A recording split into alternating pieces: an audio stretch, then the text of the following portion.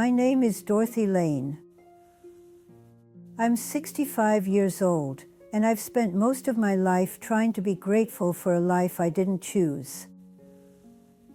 I'm not saying that to be dramatic. I'm saying it because it's true, and because at my age, truth feels heavier than politeness. I wake up earlier now, even when I don't need to. My body does that for me. The house is quiet in a way it never used to be. Not peaceful. Just quiet. I sit at the kitchen table most mornings with a cup of coffee I don't really enjoy anymore, and I look at the same window I've been looking out of for 30 years. The same tree. Taller now. Thinner in places. I think a lot about time. Not in a poetic way. More like a practical one. How much of it is left? How much of it I misunderstood? I'm telling this because I don't have much reason not to anymore. I'm not trying to impress anyone. I'm not trying to justify my choices. I don't even know who I would be justifying them to. I just know that I kept telling myself to be grateful. Over and over.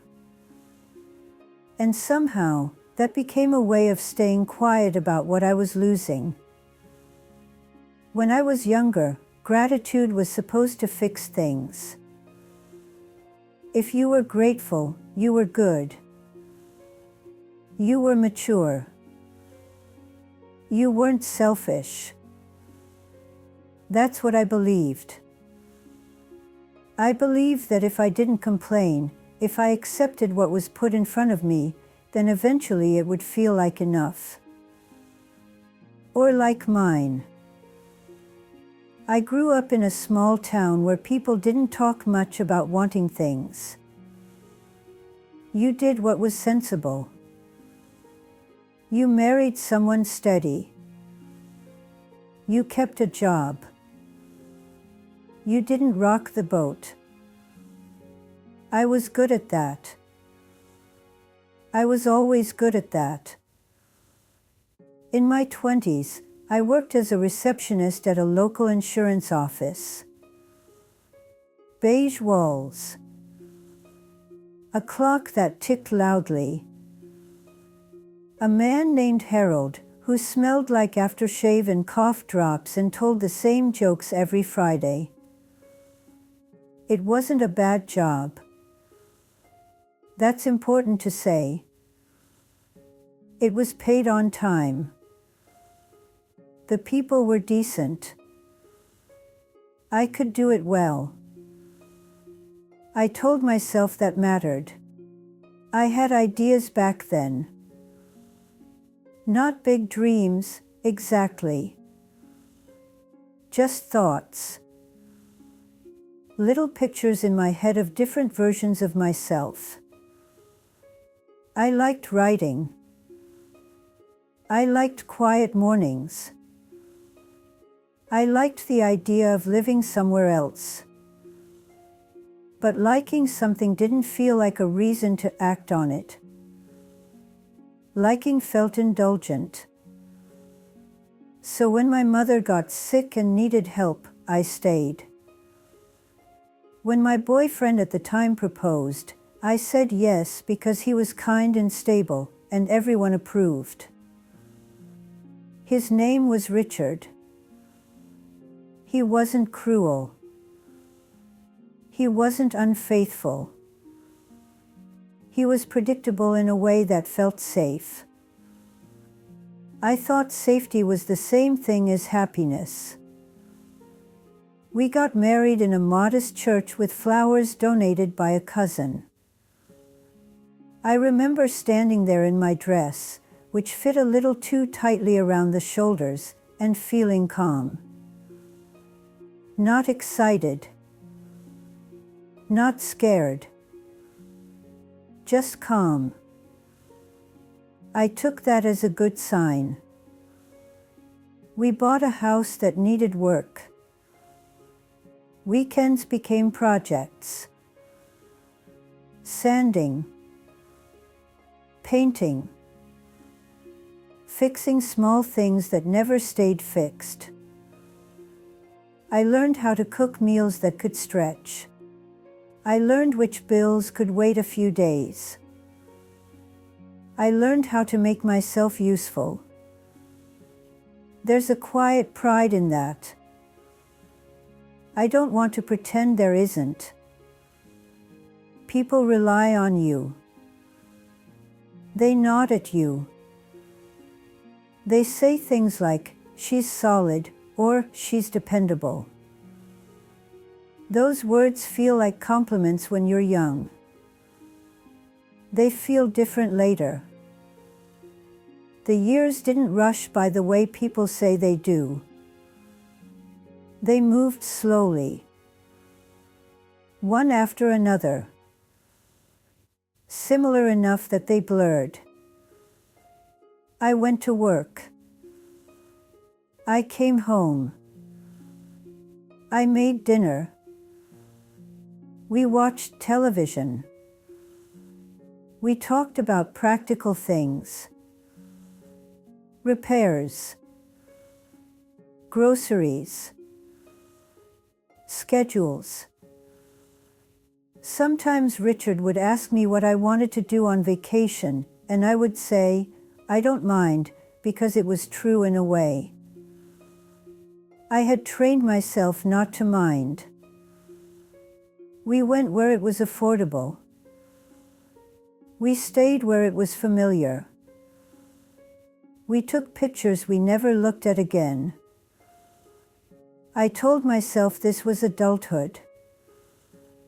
This was what it meant to be responsible. I watched other people make different choices and told myself they were reckless, or unrealistic, or lucky in ways that wouldn't last. That made it easier.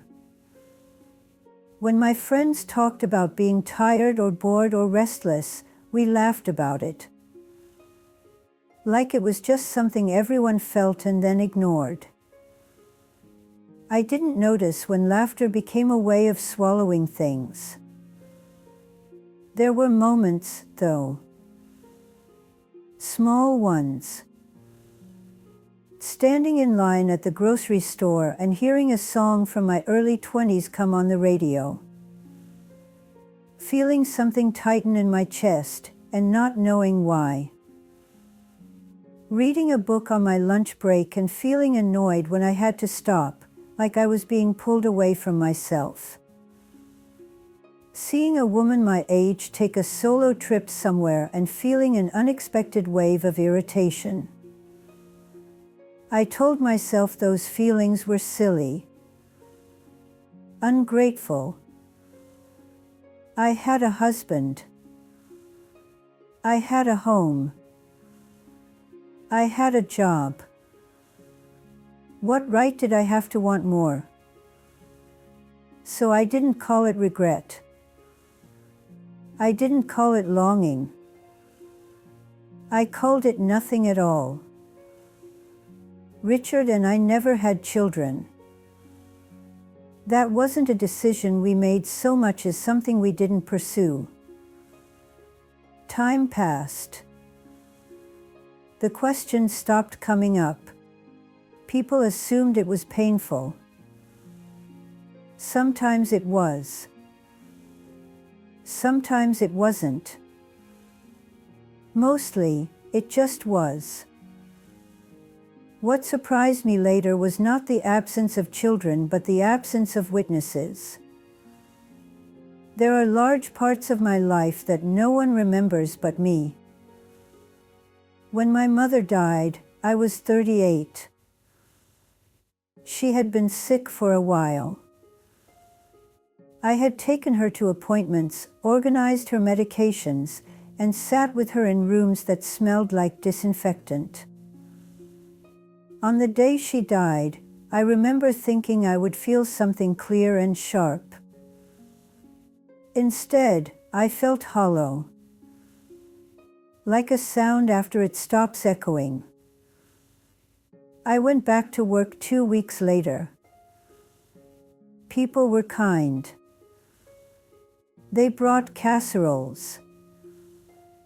They said they were sorry. Then they stopped talking about it. Life went on, as it does. And I went with it. I started to notice how often I postponed things. Not big things.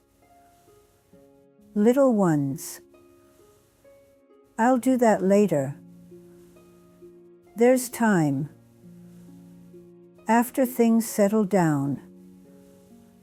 Things never settled down. They just changed shape. Richard aged in ways I didn't expect. He became quieter, more inward. We were polite to each other. We were not curious anymore. Conversations became reports. Who needed what? What had to be done? I don't remember when we stopped touching regularly. I just know that one day I realized it had been a long time, and the thought didn't shock me. It felt like noticing a piece of furniture had been moved months ago. The cost of that kind of life doesn't announce itself. It accumulates. It's missed dinners with friends because you're tired.